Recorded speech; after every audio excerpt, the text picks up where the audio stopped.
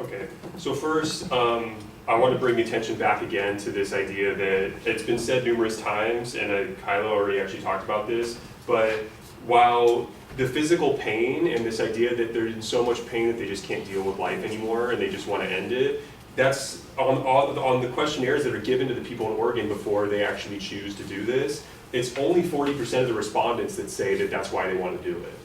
The vast majority, 90%, say they're afraid of losing autonomy, or that 88% say their life might not be as enjoyable because they can't do things that they want to do, things like that. So the physical pain, while yes, it's certainly a factor, there's these other factors that show that it's actually much more of an issue with quality of life and their mental state and these other things, because a lot of people who, Kyle also talked about this, that if they have something to live for, if they have family members, if they have support, they often are willing to deal with a good chunk of discomfort, surprisingly. People will deal with a lot of discomfort, a lot of pain, in order to keep going if their quality of life is decent. And so this is in a way trying to evade that problem, which is basically that we can provide better palliative care, which is basically managing symptoms and pain, and so that they can die naturally at some point, either in hospice care at home, so that they can die with their family, with a professional in the house to help take care of them, or an actual hospice facility. And the idea is that we need to make those things better, rather than just saying, well, the quality of life is so bad, let's just let them kill themselves.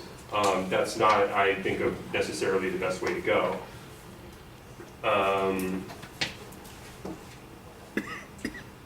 So, and there's also this idea too that some of these protections for mental, like I was talking about depression and all that, some of those things actually can totally fail. For example, there's a guidebook that's issued to doctors in Oregon about this when they have to do a psych consult with these patients. And there was a report on this done by 2 MDs that, this is their report, it says, in the assisted suicide competency model as used in Oregon, there is no obligation to treat depression or any other mental illness even when one is found.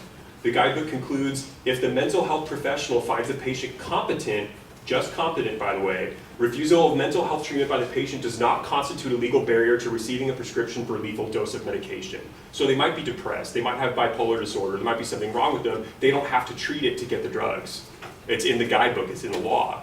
And it's one of those loopholes that I think is overlooked often when we look at this law.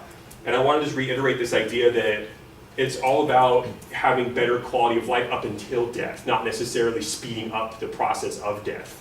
And it's getting the family involved in all these different things. There's a book called Being Mortal by Atul Gawande. He's an African surgeon, and this book came out 2 years ago. It was a New York Times bestseller. It was all about this idea of like death and dying and how much he's seen with that. And what he says is,